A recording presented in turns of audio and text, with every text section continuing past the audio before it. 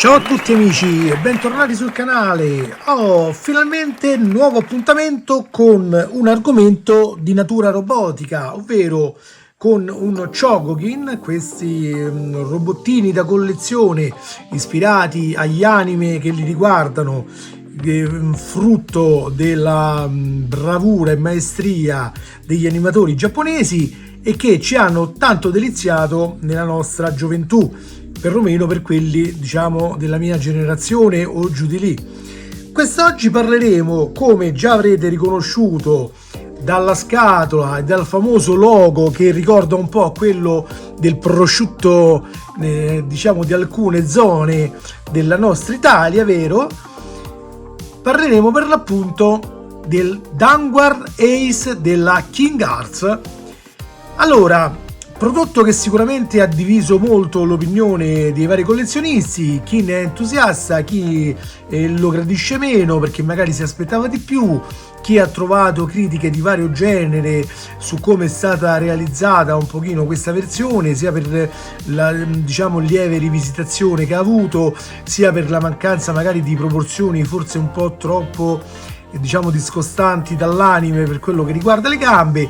Per carità, tutte opinioni perfettamente condivisibili, e quindi a questo punto anche io ho deciso di dare la mia.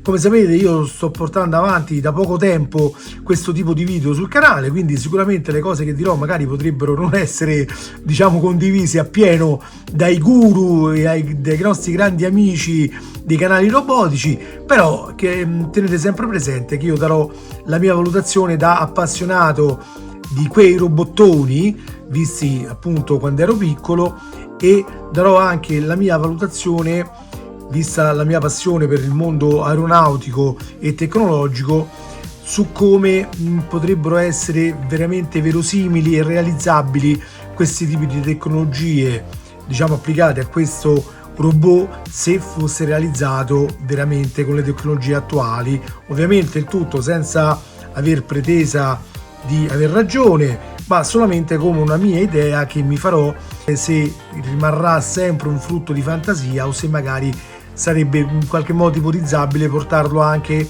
nella realtà, diciamo, odierna. Allora, però prima di farlo, come da tradizione di questo tipo di video, darò anch'io una piccola, diciamo, un piccolo riassunto di quello che è questo prodotto, ovvero di quello che è il Downward come serie animata.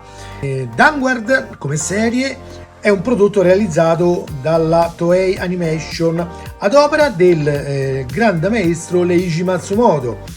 Purtroppo il maestro, come voi tutti sapete, ci ha lasciato poco tempo fa.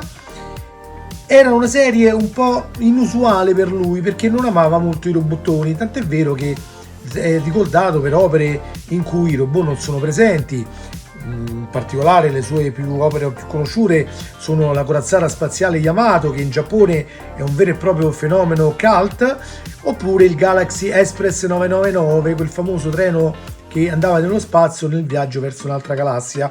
Quindi cose in cui, seppur a tema di fantascienza, seppur a tema spaziale, in realtà non vedevamo dei robot, o perlomeno non dei robot giganti e pilotati, ma magari solo dei piccoli automi senzienti che collaboravano magari con gli equipaggi delle navi, eccetera eccetera.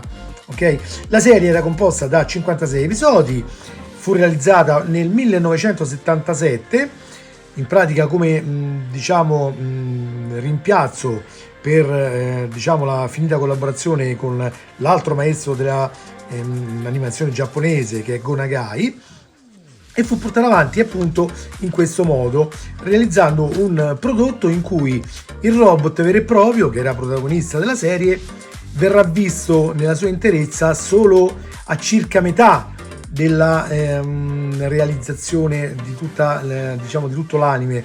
Nelle prime fasi lo vedremo sotto forma di diciamo astronave, in cui in realtà nemmeno poi lo vedremo fin dall'inizio, perché già la sua astronave, che era chiamata Satellizzatore, noi la vedremo già molto più in là rispetto all'inizio dell'anime. All'inizio vedremo solo un gruppo di diciamo potenziali astronauti che si esercitano in varie fasi di addestramento per decidere chi sarà il pilota dell'astronave e che poi successivamente si scoprirà che diventerà anche appunto un robot trasformabile.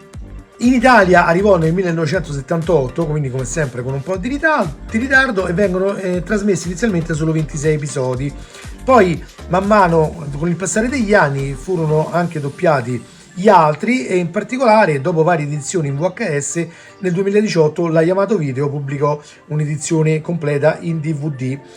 Una cosa interessante da ricordare per chi di voi si ricorda la serie, di cui abbiamo sentito anche magari un piccolo inizio proprio all'inizio di questo video, la canzone sia iniziale che finale era cantata dall'allora giovanissima Veronica Pivetti, quella che poi in seguito è diventata attrice che tutti conosciamo. Ok, quindi questa è una piccola curiosità che chiaramente all'epoca nessuno di noi poteva immaginare il risvolto che avrebbe avuto nella carriera questa ragazza. Allora, di cosa trattava il Vanguard? Allora, come ho detto prima, c'erano degli astronauti che si esercitavano, ma perché lo facevano? Allora, il genere umano scopre che il sistema solare non è composto nel modo in cui credevano, ovvero viene scoperto un nuovo pianeta ai confini proprio del sistema solare, quindi oltre l'orbita di Plutone, e quindi si decide di andare lì per cercare di colonizzarlo. Ma la missione iniziale viene sabotata in un modo un po' strano, perché proprio uno degli astronauti pare che causò, diciamo, la distruzione dell'astronave che doveva andare verso questo pianeta che è stato prontamente battezzato Prometeo. L'astronauta causa di questa diciamo sciagura è quello che è conosciuto come Dantetsu Ichimonji nel nome giapponese, ma che qui tutti noi abbiamo conosciuto con il nome di Capitano Cosmos, che è anche il padre di uno degli aspiranti piloti del Vanguard, ma questa è una cosa che vedremo più in là. Per la colonizzazione di Prometeo partono in lizza, potremmo dire, due fazioni rivali. La prima fazione era quella capitanata dal dottor Galax, che è un eminente scienziato, la cui base Yazdam è un centro operativo appunto di studi sul pianeta Prometeo, e si occupa dell'organizzazione della missione che deve andare a scoprire appunto il pianeta per metterci le tende per conto del genere umano. Dall'altro lato invece c'è un gruppo, diciamo, di fanatici paranazisti, se vogliamo chiamarli così, capitanati dal cancelliere Doppler e dal vice cancelliere Sigma, che si occupano invece di portare avanti una colonizzazione appunto su ispirazione nazista per pochi eletti, quindi solo per un gruppo ristretto di esseri umani che avrebbero così libero accesso a tutto il potenziale e alle risorse del pianeta Prometeo senza condividerlo con il resto dell'umanità. Questo ovviamente non è accettabile e quindi parte così una lotta che all'inizio avviene sulla Terra tramite vari scontri e varie battaglie e poi proseguirà più in là nello spazio. Il cancelliere Doppler manda ad attaccare la base Yazdam dalle sue truppe, composte anche da dei robot chiamati in gergo Mecha Satan, che sono dei veri e propri mostri meccanici, e invece gli attacchi da parte della vengono respinti da parte della base Yazdam per mezzo di questo satellizzatore, che poi non si è mai ben capito che vuol dire satellizzatore, perché noi sappiamo che un satellite è qualcosa che gira intorno a qualche altra cosa, no? Tant'è vero che i satelliti artificiali che sono in orbita terrestre sono appunto chiamati satelliti. Ma satellizzatore in un mezzo che decolla da terra e opera in atmosfera più o meno come un aereo e poi più in là si trasformerà magari anche in robot, non ho mai ben capito che tipo di riferimento possa aver ispirato questo nome di satellizzatore. Comunque questo è il nome che gli è stato dato, quindi ce lo facciamo andare bene. Facevano parte della squadra anche la Freccia del Cielo, che era un veicolo test usato poi dagli aspiranti piloti per allenarsi nella fase di trasformazione da satellizzatore a Vanguard, e questa Freccia del Cielo era guidata di volta in volta da uno degli aspiranti piloti più il capitano Dan. Il capitano Dan era un uomo con una maschera di ferro sul volto, scappato dalle grinfie di Doppler. Le maschere di ferro erano praticamente degli schiavi catturati dal cancelliere Doppler e dalla sua ciurma per creare appunto degli schiavi al loro servizio e assoggettarli con dei sistemi di condizionamento mentale. Il capitano Dan insomma riesce a fuggire e arriva sulla base Yazdam. Da qui viene subito capito che lui ha una grossa esperienza come pilota e quindi viene affidato l'addestramento dei cadetti. Tra questi cadetti c'è anche quello che qui in Italia abbiamo conosciuto con il nome di Arin. Solo successivamente però si viene a scoprire che in realtà il capitano Dan non è altro che il capitano Cosmos, quindi il padre di Arin. Purtroppo questa scoperta avverrà nel momento in cui il capitano Dan viene colpito e ferito mortalmente, e quindi Arin perderà nuovamente suo padre e penserà a lui per tutto il resto della serie animata, con delle musiche anche molto malinconiche di sottofondo che gli ricordano sempre appunto la perdita del padre e tutti gli insegnamenti in addestramento duri che ha ricevuto, ma che solo successivamente riesce ad apprezzare e a capire come necessari per renderlo abile appunto al pilotare il Vanguard. Di tutta la selezione viene anche scelto Tony, che successivamente, quando si otterrà la trasformazione del Vanguard, piloterà la parte del corpo base del robot, mentre Arin piloterà la piccola navetta di testa che costituirà poi il casco del robot. Ci saranno dei sviluppi successivi in cui la base Yazdam sarà trasformata in astronave, decollerà verso Prometeo per andare a colonizzarlo. Il cancelliere Doppler farà lo stesso utilizzando la sua astronave, il Planister, che sembra un grosso disco volante più o meno come forma, e forse ricorda anche un pochino l'astronave di Starzinger, se vogliamo, no? Quindi la regina del cosmo come forma è un po' simile, tant'è vero che, se non ricordo male, anche Starzinger è appunto del maestro Matsumoto. E diciamo che queste due navi incominciano a viaggiare verso Prometeo in competizione tra loro. Chiaramente si svolgeranno nello spazio svariate battaglie, ma alla fine Yazdam riuscirà a sconfiggere il cancelliere Doppler e a portare l'umanità sopra Prometeo, e finisce così la serie. Allora, bene ragazzi, spero di non avervi annoiato, ma penso che sia stato anche un piccolo riepilogo necessario per gli amici che magari all'epoca non erano nati, o che comunque anche per coloro che magari non ricordavano bene la storia di questo robot. E adesso direi che possiamo andare direttamente ad aprire la scatola, la brown box che vedete, e prendere il robottone al suo interno. Ladies and gentlemen, ecco a voi il Vanguard Ace della King Arts. Allora, questa ovviamente è la scatola interna. Come possiamo vedere, rispetto ad altri prodotti precedenti della King Arts, questa volta la grafica è una grafica piuttosto minimale. Presenta in primo piano il modello vero e proprio, quindi non ci sono delle fan arts o delle immagini prese dall'anime come avviene magari in altre occasioni per questo genere di prodotti, ma vi è solamente appunto la foto del modello, che probabilmente era il prototipo iniziale, ma che in linea di massima non dovrebbe discostarsi molto dal prodotto finale. Vediamo anche poi che c'è un'immagine in bianco e nero dello stesso modello in versione satellizer, quindi in versione satellizzatore, che sarebbe appunto l'astronave in cui parte il robot. Qui infatti sulla scatola viene indicato che l'immagine è quella del prototipo, vedete? Viene indicato il numero di prodotto di questo robot, quindi che è DFS077, e qui in basso viene indicato il copyright Leiji Matsumoto, Leisha Toei Animation.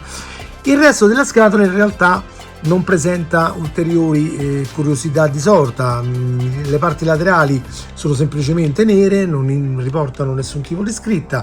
La parte sotto riporta più che altro le raccomandazioni solite per questi tipi di giocattoli, se vogliamo chiamarli così, ovvero il fatto che siano dedicati a persone di età superiore ai 15 anni, eccetera eccetera. Quindi nulla che ci può dare informazioni supplementari sul modello. La parte invece posteriore, adesso lo andiamo a girare, ci dà ancora le immagini sempre del prototipo, però questa volta in una versione più completa, ovvero ci mostra il modello in piedi, il modello che impugna le doppie frecce, ok, che è una delle armi del Vanguard, la configurazione in Satellizer, che è appunto questa qui, ancora la possibilità di esporre le parti interne del robot, no? Che anche qui c'è stata un po' di polemica su quanto corrispondessero al vero o meno e quanto fossero dettagliate o meno. E qui l'elenco del completo del contenuto della scatola, ovvero il robot più le parti, chiamiamole accessorie, ok? Bene, a questo punto io direi che possiamo passare direttamente a tirare fuori il robot e a vederlo in tutto il suo splendore. Cari amici, eccolo qui. Allora, vi posso assicurare che l'impatto iniziale che si ha aprendo la scatola è devastante, nel senso che è qualcosa di veramente di imponente. Io sono nuovo su questo genere di collezioni, come sapete, però ne ho già, diciamo, alcuni, anche se non li ho portati tutti sul canale. Beh, vi posso dire che tra quelli che ho collezionato finora, questo è sicuramente quello dall'aspetto più imponente, più bello, più spettacolare nel momento in cui aprite la scatola. Quindi attenzione, non sto parlando di più bello in assoluto per quanto riguarda quelli acquistati, ma più bello sull'impatto scenico che dà appena lo aprite, appena vedete il prodotto per la prima volta. Soprattutto ripeto, per come è composta la scatola, una scatola che viene presentata con un blister nero e che contiene tutte le parti necessarie per comporre il robot che, come vedete, viene già presentato nella sua forma che fa vedere le parti, diciamo, dei meccanismi interni, no? E che andremo ad analizzare più avanti. E poi dà tutta una serie di parti aggiuntive che servono sia per coprire appunto la parte della circuiteria, sia per poter intercambiare vari tipi di teste. Ne abbiamo più di una, ovvero c'è una che mostra i componenti interni qui diciamo già montata, è questa qua. Poi ne abbiamo un'altra da questa parte con un meccanismo che consente l'illuminazione del LED degli occhi, e poi ne abbiamo un'altra ulteriore qui che poi andremo a vedere in quale modo bisogna, diciamo, configurarle. Da questa parte troviamo pure 3 set di mani, dalle più piccole alle più grandi. Le più grandi vediamo già che hanno le dita aperte, anche se non sono articolate, quindi sono praticamente fisse in quella posizione, il che è un po' strano, perché comunque, viste le dimensioni, secondo me non doveva essere poi troppo complesso realizzare anche delle dita articolate, viste appunto le dimensioni del robot. Probabilmente, come vedremo anche nel corso di questa recensione, determinate scelte sono state fatte più che altre per una questione, diciamo, di risparmio, se vogliamo dire così, perché magari hanno voluto portare al pubblico un robot di questo genere che sarebbe dovuto costare magari 100 euro in più, invece magari per contenere i costi hanno tolto tutto quello che poteva essere superfluo, quindi hanno fatto appunto una scatola con una grafica minimale che sicuramente è costata meno, hanno fatto il robot con delle parti, diciamo, ecco, meno complesse da realizzare, in maniera tale da evitare appunto l'aumento dei prezzi e così via. Bene, adesso io, ragazzi, cercherò di rimuoverlo dalla confezione, cercherò di metterlo in una prima configurazione e vediamo un attimo di che si tratta. Ovviamente, come sempre in questi casi, viene dato anche un piccolo librettino di istruzioni, come vedete, che adesso andrò ad aprire e ve lo farò vedere un attimo. Vi posso già dire che paragonato al Grandizer, quindi al Goldrake della King Arts, questo è sicuramente più imponente. Quanto sia realizzato meglio o peggio, questo ancora non ve lo so dire, però vi posso dire che il Grandizer sotto certi aspetti era molto ballerino, nel senso che le parti che coprivano tutti i meccanismi bastava sfiorarli un poco e già si staccavano, quindi magari rendeva complicato maneggiarlo. È anche vero che comunque questi non sono diciamo giocattoli per essere giocati, sono giocattoli da mettere in esposizione, quindi magari il problema non si crea. Però una cosa che non avevo troppo gradito nel Grandizer era proprio questa cosa, che bastava sforarlo un attimo con un attimo di distrazione magari cadeva una copertura di qua e di là, quindi insomma da quel punto di vista non mi piaceva molto, anche se poi invece a livello estetico era molto, cioè è molto molto bello. Allora, ecco qui il librettino delle istruzioni, come vedete ci fa vedere una panoramica delle parti allegate, viene indicato anche che servono le 6 batterie di tipo LR521 che di primo acchito non mi pare di aver visto, quindi probabilmente non sono allegate alla confezione, sempre per problemi legati alle spedizioni internazionali probabilmente. Qui vediamo ecco come si installano le ali, come si passa nella configurazione satellitizzatore, ok? Richiede i vari passaggi. Noterete che per tenere il peso nella versione satellizzatore della parte posteriore del modello hanno inserito un piedistallino in plastica trasparente, il piedistallino che è presente ma è attaccato nel retro del blister, quindi attenzione quando lo aprite perché lo troverete lì dietro. Ecco qua, anche questa cosa è stata molto contestata, la presenza di un carrellino di atterraggio per la parte dell'astronavetta casco. In realtà qualcuno nei video, non mi ricordo adesso chi, ha fatto vedere che in realtà questa cosa era presente in qualche frame del cartone animato, però diciamo che non è una delle cose più viste ovviamente nella serie. Ok, bene, allora ci vediamo tra un attimo con il robot. Eccolo qui, allora cominciamo a dare una prima occhiata.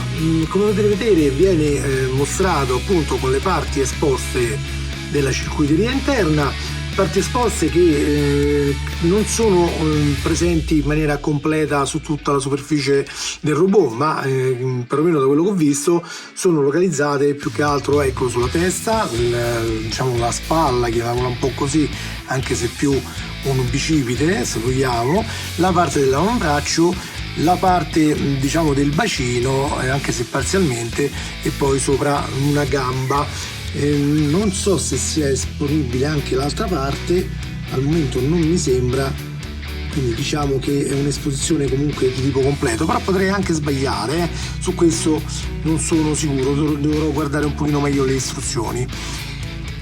La cosa su cui mi vorrei soffermare per primo chiaramente è il design delle parti appunto interne, perché su quello c'è stato un po' tutta una serie di bagarre nei vari video per quanto fossero fedeli all'anime o meno.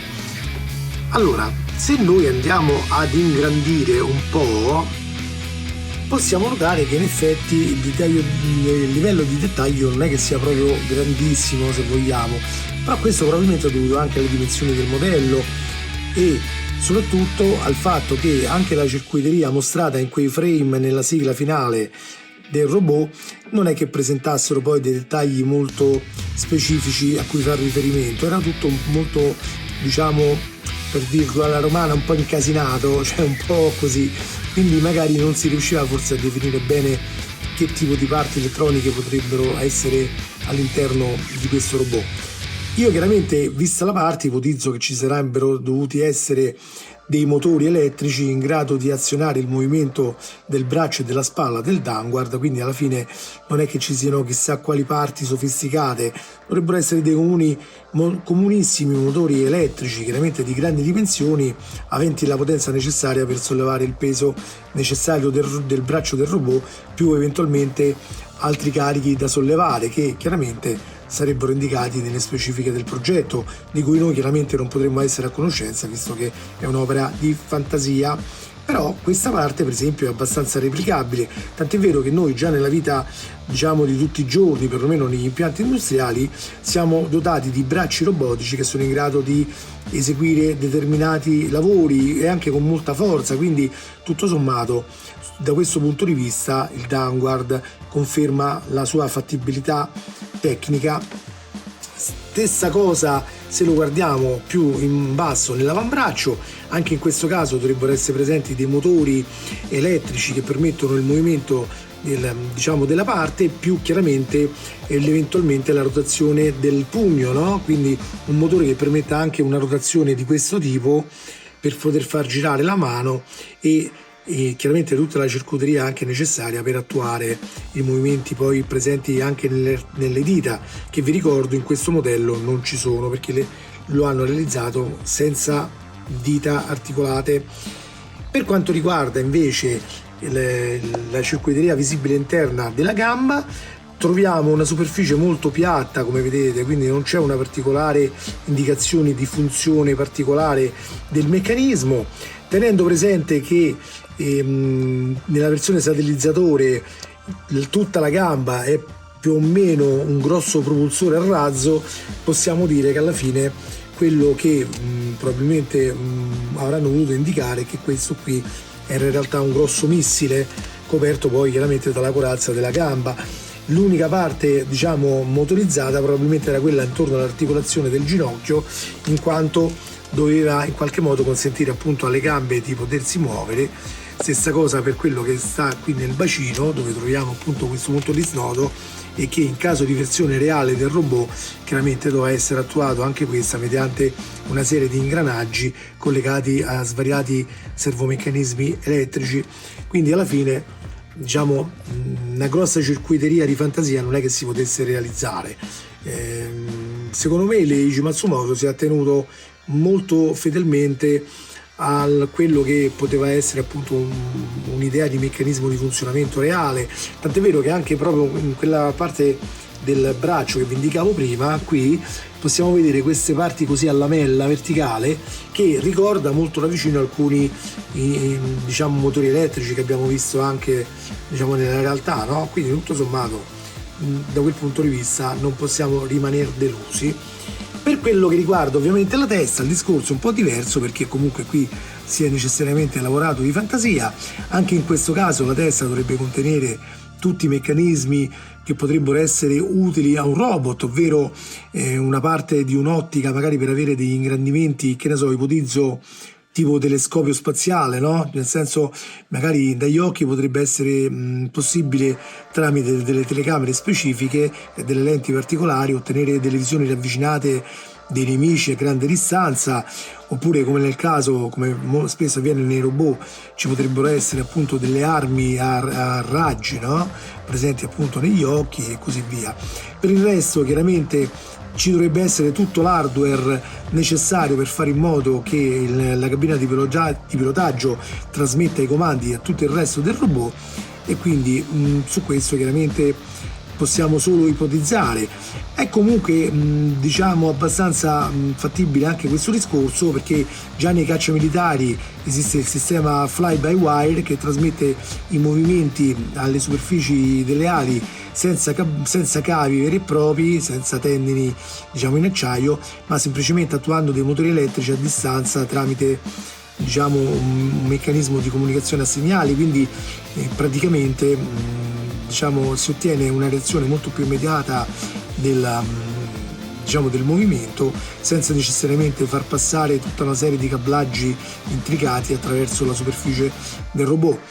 Per quanto riguarda invece questi 4 forellini che vedete su ogni spalla, e per quelli anche presenti qui sulla parte del petto, secondo me King Hearts non ha proprio sbagliato, sebbene non siano proprio belli da vedere, ovviamente, perché diciamo non hanno proprio questa bella veste grafica sul modello, però possiamo dire che in realtà potrebbero aver fatto una genialità, nel senso che nel volo atmosferico tutti i movimenti si possono ottenere semplicemente sfruttando il fenomeno della portanza, quindi avendo una aerodinamica sufficientemente buona e una superficie alare disegnata in un certo modo, si fa in modo che l'aria stessa durante il movimento spinga e sostenga il velivolo diciamo in quota.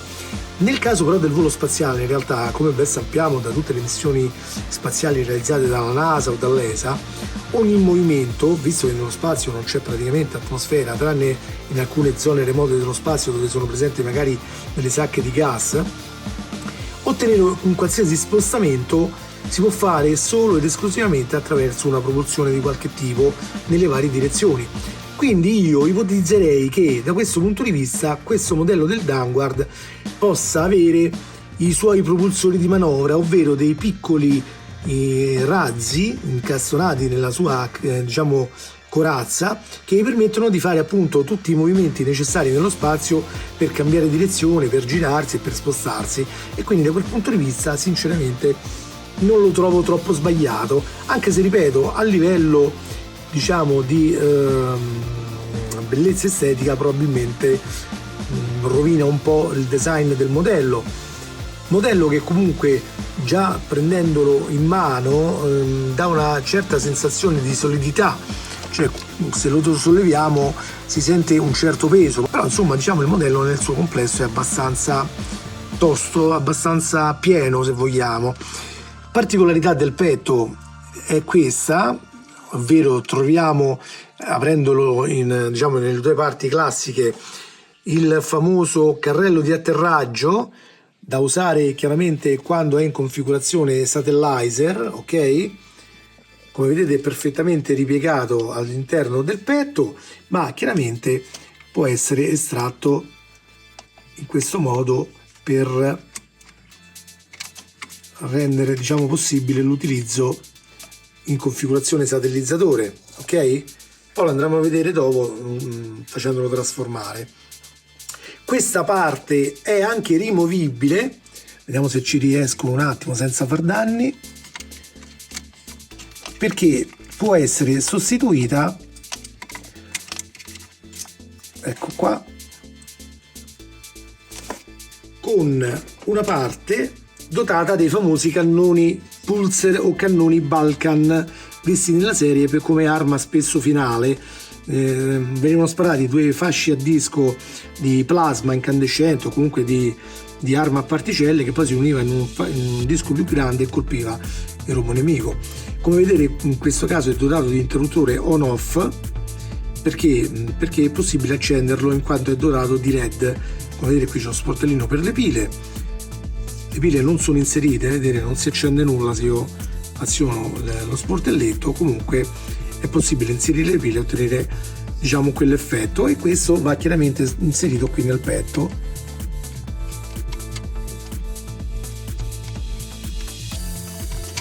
Eccolo qua. Quindi se vogliamo possiamo diciamo dargli un effetto di combattimento, no? Quindi come quando sparava appunto con la sua arma. Anche in questo caso chiaramente è possibile richiuderlo,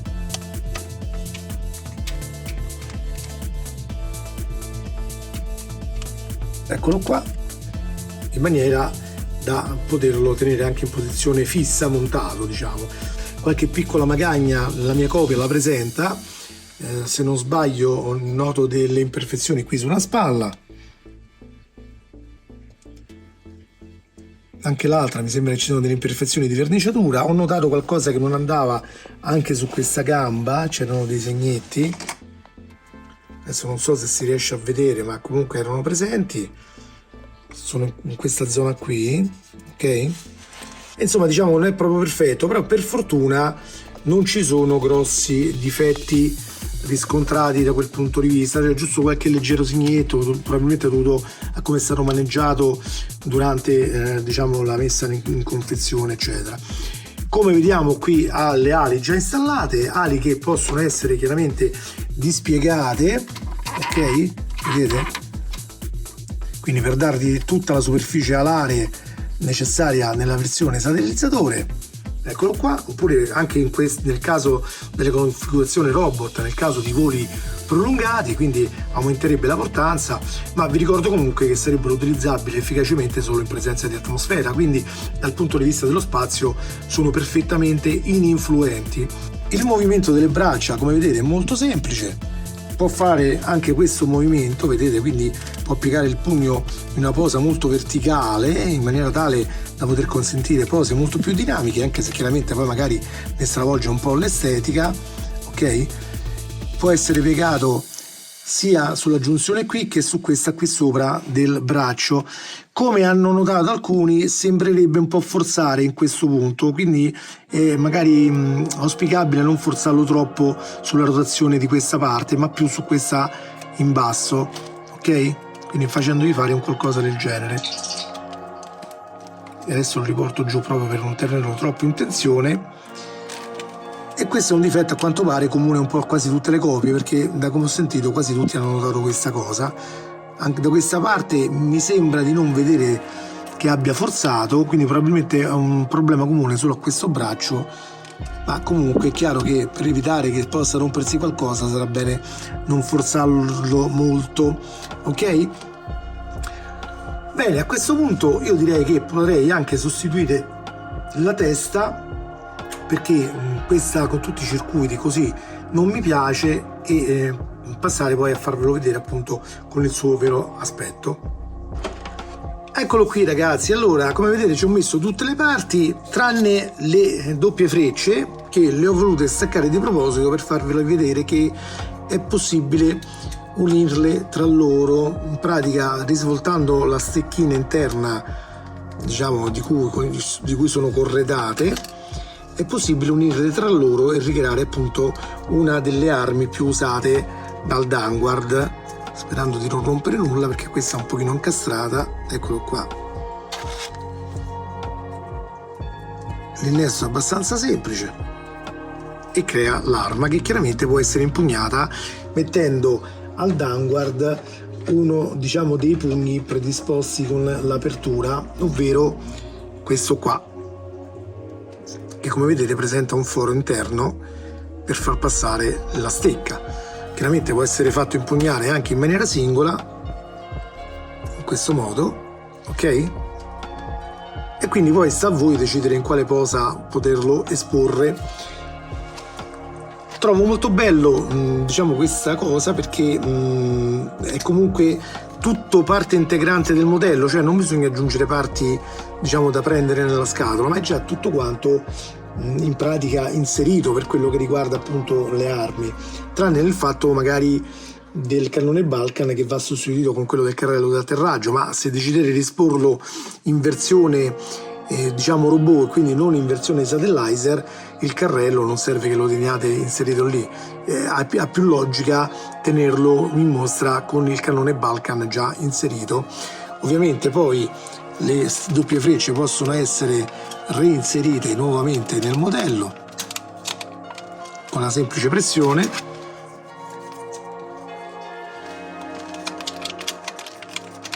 e abbiamo il modello pronto.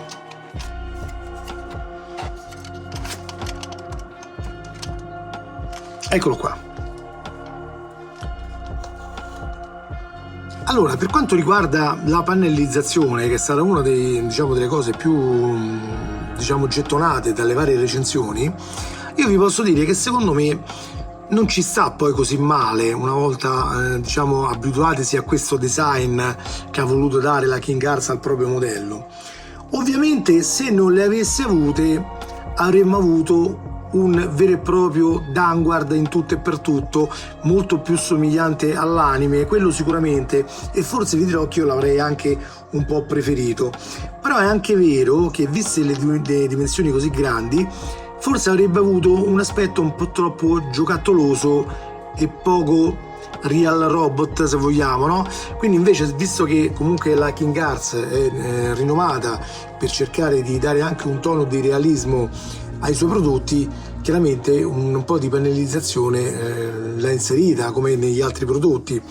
Quanto sia gradita o meno, ripeto, dal mio punto di vista avrei preferito che non ci fosse stata, ok? Quindi aver avuto magari un Danguard di queste dimensioni, che è veramente bello. Io adesso non l'ho misurato, ma dovrebbe essere, se non ricordo male, 33 cm, e se volete lo possiamo anche misurare. Eccolo qui. Eh sì, diciamo che a fine della testa sono proprio 33 cm esatti, ok? Quindi altezza dichiarata è stata confermata. È un bel modellone, quindi sicuramente la sua bella scena la fa. Il fatto della pannellizzazione, come sempre, è una questione di gradimento o meno personale, quindi ognuno di voi deve dare il suo giudizio in merito, e sono tutti giudizi ugualmente validi, ugualmente degni di nota. Per quanto mi riguarda, insisto ancora una volta a dire che forse io non l'avrei pannellizzato, ma questo è il mio punto di vista, o forse avrei dato una pannellizzazione meno marcata, ovvero non avrei fatto questi inserti così in profondità, ma avrei fatto forse delle leggere linee che avrebbero dato il senso comunque del metallo composto da vari pannelli per assemblare, diciamo, il robot, però non avrebbe marcato in questo modo così pesante tutta la struttura, perché sebbene non sia una pannellizzazione vistosa dal punto di vista della quantità delle linee, è però comunque molto marcata nei punti dove è stata applicata, fatta eccezione forse per le gambe dove non è stata fatta in modo eccessivo.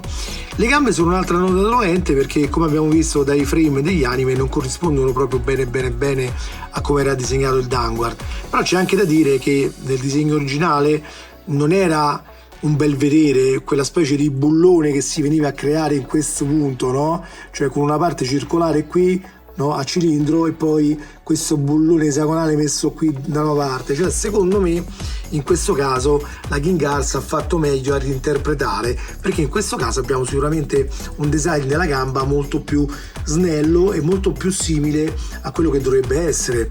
Leiji Matsumoto, pur nella sua immensa bravura, secondo me nel design delle gambe del Danguard non so che cosa avesse in mente per disegnarle in quel modo. Anche nei disegni originali la parte bassa delle gambe era molto più lunga e allargata a zampa di elefante, delle volte anche in maniera esagerata in alcuni frame della serie, quindi qui invece troviamo un design molto più contenuto, molto più stilizzato in maniera da mantenere delle proporzioni corrette e al tempo stesso da poter far avere alla gamba tutta la posabilità necessaria, che come ormai avete visto nelle varie recensioni è molto ampia. Quella sotto, come vedete, può essere ruotata moltissimo, ben oltre 90 gradi, ok? E a scatto, come avete già sentito, può essere allargata anche parecchio in laterale, ok? Consente l'apertura un po' della coscia verso l'alto o verso il basso. È un po' dura, quindi non so se sia a rischio di rottura o meno, spero di no, spero che almeno quella parte sia in metallo, perché comunque qui di metallo non è che ce ne sia poi così tanto. Da quello che si sa, il metallo presente in questo robot è più che altro localizzato sulle spalle, quindi sulle braccia, sulla parte del bacino, dove probabilmente c'è anche il meccanismo degli snodi, appunto, che dovrebbe essere metallico, e poi sui piedi, che infatti già al tatto si sente che sono metallici. Questo sui piedi è sicuramente una cosa fatta bene, perché dà modo al robot di tenersi ben piantato a terra quando è esposto, e quindi di evitare cadute magari per sbilanciamenti di peso dovuto al peso magari superiore della parte del corpo più in alto. Però al tempo stesso ha creato il problema che nella versione Stabilizer, quando quindi è trasformata in astronave, tende a far cadere verso il basso le gambe, nel senso che pur rimanendo orientate in orizzontale tendono a far impennare il modello. Per evitare questa cosa è stato dato un piccolo diciamo supporto trasparente, che ormai avete visto in tutte le recensioni, è un dischetto trasparente con un piccolo perno che si va a posizionare qua sotto e chiaramente tiene il modello perfettamente orizzontale. Alcuni modelli precedenti, come sapete, invece avevano delle rotelle estraibili qui sulle gambe, che forse sarebbe stata una soluzione tecnica più bella, però non si sa perché in questo caso King Arts ha voluto optare per una soluzione completamente diversa, forse non tanto per una questione estetica, ma più che altro per un contenimento dei costi, come dicevamo prima, perché a quanto pare giravano voci che non girasse proprio in buone acque a livello economico questa società. Speriamo che riesca a superare i suoi eventuali problemi e che continui comunque a sfornarci questi bei modelli. Per quanto riguarda la testa, è sicuramente orientabile in tutti i modi, vedete, avanti, dietro, può girare chiaramente in tutte le direzioni, quindi non abbiamo grosse difficoltà su questo. Lo sculpt del viso è molto bello, diciamo ricorda abbastanza quello che abbiamo visto nel cartone animato. Sicuramente anche in una versione reale del Danguard il fatto che la testa abbia queste alette così potrebbero essere sfruttate in atmosfera alla pari di quelle che vengono usate in aeronautica come alette canard, che servono appunto per migliorare la manovrabilità del velivolo in volo, e queste, anche se non è stato mai dichiarato nell'anime, non l'abbiamo mai viste nemmeno ruotarle, però comunque sicuramente in una versione reale darebbero una certa stabilità al tutto. Come possiamo notare, le giunture della spalla consentono anche questa escursione così laterale, ok, che chiaramente migliora di molto la posabilità generale.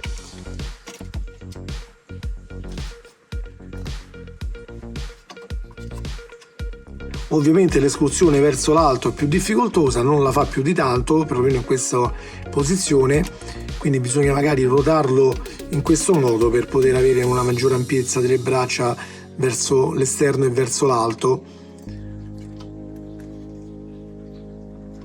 Le ali già vi ho fatto vedere che si estendono completamente, oltretutto è possibile rimuoverle ed inserire questo pannello che ricalca un po' quello che abbiamo visto nell'anime quando le ali erano perfettamente chiuse in versione robot, che in configurazione probabilmente più corretta se vogliamo immaginare un combattimento nello spazio, configurazione più corretta invece se vogliamo immaginare un combattimento aereo nell'atmosfera è la parte con le ali. Poi qui chiaramente sta a voi decidere a vostro gusto quale parte mettere. Si inserisce sempre tirando, quindi estraendo la parte da rimuovere e inserendo a spinta questa nuova, quindi non è che c'è una grossa difficoltà, va solo fatto con attenzione per evitare di spezzare qualcosa e così via. Diciamo che da quel punto di vista non ci dovrebbero essere troppe difficoltà. La copertura di questi pannelli e la sostituzione dei pezzi è abbastanza semplice.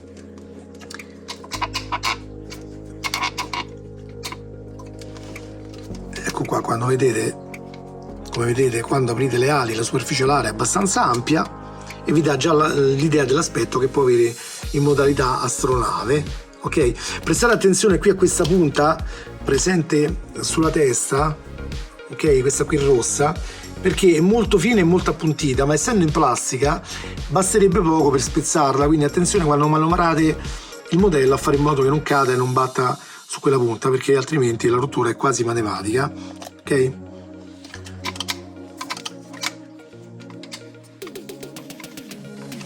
altra cosa che volevo farvi notare è appunto la possibilità di alzare completamente il piede per posizionarlo nella posizione che avrà in configurazione satellizzatore. Ok, inoltre chiaramente ha le alette estraibili anche sulle gambe che completeranno la configurazione aerea del robot, facendolo un po', diciamo, manovrare con il classico diciamo gli alettoni che hanno gli aerei per poter manovrare in atmosfera. Anche questo è ricotibile e chiaramente ha delle calamite presenti qui all'interno della gamba che consentono, semplicemente unendole in maniera, diciamo, simmetrica, di tenerlo unite quando andremo a configurarlo in versione astronave. Ok? Un'unica cosa che mi manca da dirvi, ecco che c'è un'ulteriore testa, ok, così, che è configurabile in questo modo, vedete? Perché vi è la possibilità di inserirvi dentro un mini carrellino di atterraggio che, come vi dicevo poc'anzi, è anche fonte di discordia e di linee di pensiero, perché sembrava essere mai visto nella serie, invece poi qualcuno ha dimostrato che in un paio di frame compariva. Ok, vedete, si apre, si può inserire tranquillamente all'interno e poi richiudere, no, forse va richiuso prima di tirare fuori il carrellino, ecco qua, sì, e poi si tira fuori il carrellino di nuovo di atterraggio, eccolo qua. In questo modo si può tenere volendo anche esposta magari vicino al robot, anche se ha poco senso perché sappiamo che insomma quando è configurato in modalità robot questa parte deve stare sulla testa, quindi insomma fa parte un po' per dare delle option part in più, dai, più che per una reale necessità del modello. È chiaramente presente anche un'ulteriore testa che si può utilizzare con questa, eccola qua, quindi poi sta a voi decidere in quale modo, diciamo, lasciarlo esposto. Vi posso dire che questa testa mi sembra per alcuni dettagli un pochino diversa dalla precedente, perlomeno a livello di diciamo di design mi sembra leggermente diversa, ma con differenze comunque minimali. Mi sembrano meno marcate queste linee qui sul blu sotto gli occhi, ma per il resto insomma l'espressione del viso è molto simile. Ok, bene, allora ci vediamo tra un po' nella versione satellizzatore. Eccoci qua amici, allora trasformato in versione satellizer o satellizzatore come era detto nella versione italiana. La prima cosa che voglio farvi notare è che per trasformarlo, a differenza di altri robot da collezione che mi sono capitati tra le mani, devo dire che questo è veramente facilissimo. I passaggi sono tutti molto intuitivi, non richiedono particolari movimenti da acrobata per riuscire a fare, diciamo, la trasformazione. Questo principalmente dovuto al fatto che tutto sommato il downward era composto da due pezzi mobili già belli assemblati tra loro, ovvero la parte del busto e la parte delle gambe, che in realtà si sganciavano quindi in due moduli, in tre contando anche la testa, e poi si univano nella versione appunto robot o viceversa in satellitizzatore. Quindi anche la versione diciamo Chocoking in questo caso rende molto facile l'operazione, in quanto i pezzi appunto sono già praticamente in posizione, basta fare qualche piccola rotazione. Ecco, ad esempio le braccia in questo caso io le ho sfilate completamente, anche se sarebbe possibile posizionarle ripiegate sotto qui al, diciamo, al corpo base del velivolo, però secondo me rovinava un po' l'estetica, anche perché poi nel cartone animato, che io ricordi, non venivano mostrate ma rientravano nella parte superiore del braccio, quindi comunque toglierle secondo me dà più realismo al tutto. Come vi avevo indicato, chiaramente è stato inserito il supportino dietro per reggere in equilibrio perfetto il modello. Ovviamente sarebbe stato più bello fare in modo, magari con un gioco di pesi magari applicati da questa parte, tenerlo in posizione senza dover utilizzare quello stratagemma. Strano che non ci abbiano pensato, perché io penso che con dei pesetti di piombo messi opportunamente qui nella parte, diciamo, della pancia, no? Che è questa parte qua, oppure qui all'inizio della testa, in maniera rimovibile, quindi da utilizzare solo nella versione satellitizzatore, secondo me sarebbe possibile tenerlo in posizione anche senza l'utilizzo di quel diciamo marchingegno trasparente. Però questo è quanto è stato fatto e questo è quanto ci dobbiamo tenere.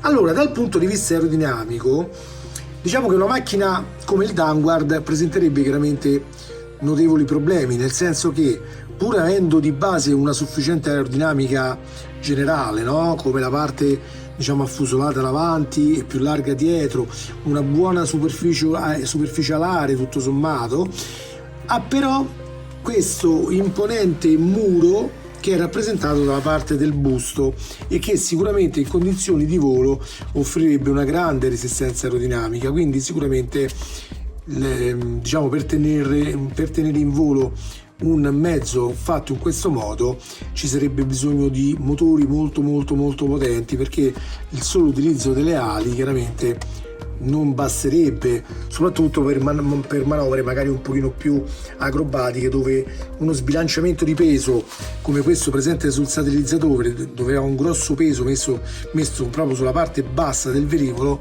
creerebbe chiaramente dei scompensi in volo, no? Quindi sarebbe una macchina molto instabile da quel punto di vista. Tuttavia, ripeto, con l'utilizzo di motori particolarmente potenti, immaginari al momento, perché non so di quanta potenza potrebbe essere necessaria per portare un peso come questo in volo. Vi ricordo che, se non ricordo male, il Downward era concepito come un robot lungo circa 200 metri e quindi diciamo quello comporta una certa difficoltà, e quindi anche il suo peso su 200 metri di robot sarebbe molto elevato. Quindi a quel punto i motori necessari sarebbero sicuramente tanti e potenti. Chiaramente ci sono quelli installati sui piedi, come potete vedere, eccoli qua, e i motori più potenti che sono questi sotto le gambe. Ma secondo me è ipotizzabile utilizzare anche dei reattori qui sotto, dove ci sarebbe l'uscita dei pugni, cosa però un po' difficile da realizzare nel caso i pugni fossero estraibili proprio da questa posizione, come abbiamo visto nell'anime. Quindi magari sarebbe stato da progettare in maniera differente, dove magari i pugni potevano venire in qualche modo riagganciati ma tenendoli in qualche altra parte del corpo, oppure tenendoli semplicemente fuori e allungando quindi un po', diciamo, la forma del velivolo, e magari inserendoli, che ne so, magari qui sopra l'avambraccio con dei propulsori più piccoli, però comunque che potevano stare magari inseriti all'interno del robot. Quindi da questo punto di vista diciamo che Sì, potrebbe volare, ma no, nel senso che andrebbero fatte opportune modifiche. Per quanto riguarda invece il volo nello spazio, sicuramente la cosa è molto più fattibile. Lì nel discorso della portanza e dell'aerodinamica ce lo scordiamo, non esiste, quindi non abbiamo problemi di questo genere e possiamo tranquillamente quindi affermare che il Vanguard potrebbe ovviamente volare sia in questa configurazione sia in configurazione robot. Vi ricordo però, come ho detto prima, che avrebbe bisogno di piccoli propulsori di manovra che in questo caso, li abbiamo visti, potrebbero essere quelli posti sulla parte frontale della corazza del petto, oppure potrebbero essere anche installati qui sopra in vari punti del braccio. Qui vediamo questi rettangolini che forse potrebbero essere anche interpretati come ulteriori propulsori messi in maniera più nascosta. La stessa cosa su questi due rettangolini messi un po' in obliquo qui sulla spalla, oppure questi altri segnetti che possiamo vedere sopra, che adesso cerco di inquadrarvi di più. Vedete? Anche questi potremo interpretarli come propulsori di manovra, quindi tutto sommato anche qui sulle gambe ci sono questi due quadratini che potrebbero avere la stessa funzione, anche queste cose qua. Insomma, per il volo nello spazio sicuramente è un design molto più utilizzabile rispetto a quello che potremmo avere per il volo atmosferico. Quindi da questo punto di vista possiamo affermare che il Vanguard per il volo nello spazio è idoneo. Questo chiaramente è secondo la mia interpretazione, che potrei anche aver detto una maniera di baggianate, ma in linea di massima ritengo che la cosa sia fattibile. Quanto sia fattibile costruirlo veramente? Questo è un altro par di maniche. La robotica, come sapete, ha fatto dei passi da gigante, però finora abbiamo visto solo automi di una grandezza non esageratamente grande.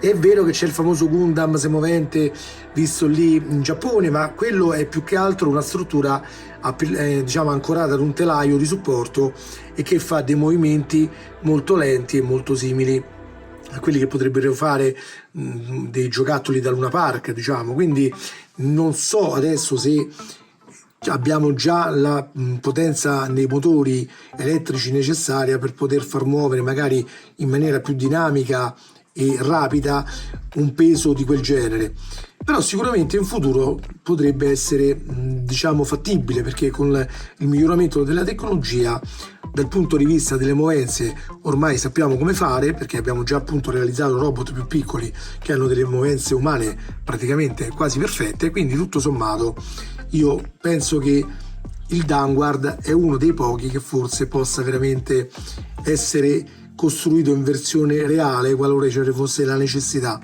Ovviamente dobbiamo sempre considerare il costo che avrebbe realizzare un'opera del genere e quindi non verrà sicuramente fatto se non ci sia veramente la necessità di costruirlo per qualche motivo specifico. Però a livello concettuale, secondo il mio parere, non sarebbe troppo complesso da realizzare. Per quanto riguarda la trasformazione, sebbene sia semplice, farla nello spazio potrebbe essere fattibile, perché appunto abbiamo già visto unire delle capsule diciamo spaziali, come è successo anche per fare le missioni Apollo, no? Unendo due capsule tra di loro dopo aver eseguito magari una manovra in maniera autonoma nello spazio.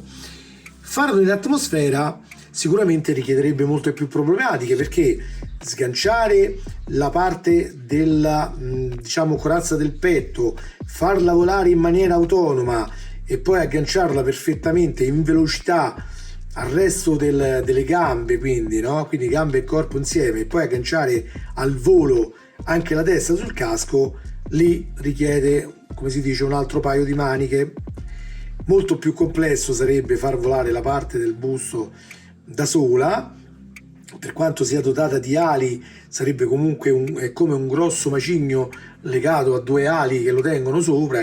Lo capite da voi che sarebbe complesso manovrarlo, quindi per renderlo fattibile dovrebbe restare al limite completamente in volo orizzontale. Già mandarlo in volo verticale per agganciarlo sarebbe molto complesso, quindi secondo me non sarebbe molto facile da realizzare, a meno che, come ripetevo prima, non sia dotato di motori a razzo talmente potenti da riuscirlo a tenere in posizione, mentre le gambe, che invece sono dotate di motori sufficientemente potenti, andrebbero ad incastrarsi all'interno del busto. nasceva il problema di come tenere in volo le gambe una volta staccato appunto la parte del busto che ha le ali, quindi le gambe non le avrebbero. Anche queste, per tenerle in volo sarebbe molto complesso, quindi dovrebbe essere ipotizzabile avere dei propulsori magari di spinta che verso il basso, che tengano comunque sufficientemente tempo diciamo la parte delle gambe in livellamento orizzontale, in modo da consentirgli di poter fare un aggancio. Ma ripeto, da come la vedo io, l'unico modo di agganciarlo è in volo livellato, oppure tutta più nel volo in picchiata, ma farlo in cabrata, quindi andando verso l'alto, penso che non sia molto fattibile, a meno che non subentrino altri tipi di oggetti a supporto, quindi delle ali supplementari per le gambe eccetera, ma nel progetto originale visto nell'anime tutto ciò non c'era, quindi dobbiamo attenerci un po' a quello che abbiamo a disposizione rispetto al disegno. Per tutto il resto il Downward è sicuramente un bellissimo sforzo di fantasia, un bellissimo concept a livello ingegneristico, che però, ripeto, soffre di alcune lacune per come è stato utilizzato durante l'anime, quindi sicuramente non sarebbe così facile replicare quello che abbiamo visto fare lì, anche nel caso in cui dovessimo realizzare veramente un velivolo fatto in questo modo. Ringrazio il maestro Leiji Matsumoto che ha realizzato quest'opera che lui nemmeno voleva, ma che invece è rimasta nei cuori di tutti come uno dei robot più amati del periodo che va tra gli anni 70 e gli anni 80.